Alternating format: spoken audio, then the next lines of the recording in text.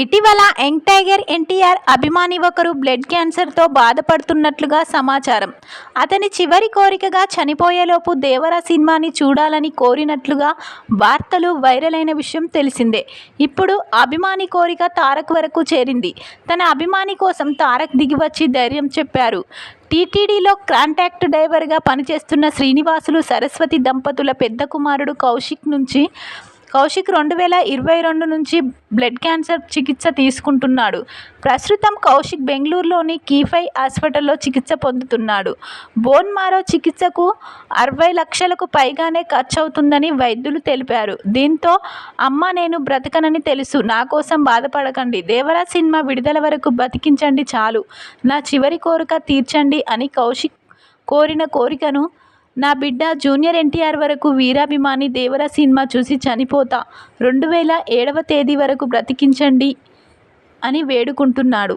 నా బిడ్డను బ్రతికించండయ్యా అంటూ ఆ యువకుడి తల్లి తిరుపతి ప్రెస్ క్లబ్లో బుధవారం మీడియా ముఖంగా తెలియజేసింది.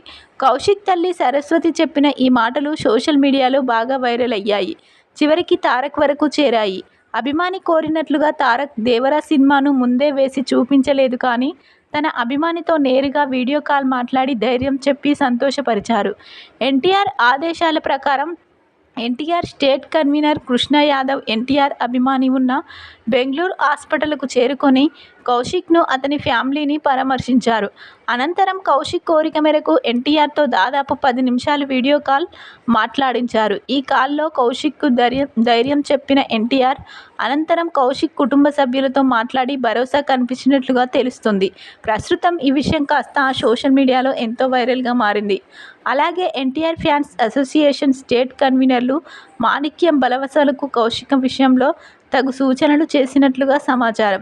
అభిమాని కష్టంలో ఉన్నాడని తెలిసి గతంలో కూడా ఓసారి ఇలానే ఎన్టీఆర్ వీడియో కాల్ ద్వారా మాట్లాడి అభిమానిని ఆనందపరిచారు. ఇప్పుడు కౌశిక్ విషయంలో కూడా వెంటనే స్పందించి అతని ఆరోగ్యం మెరుగుపడే వరకు నేనున్నానంటూ ధైర్యం ఇచ్చిన ఎన్టీఆర్పై సోషల్ మీడియా వేదిక ప్రశంసల వర్షం కురిపిస్తుంది.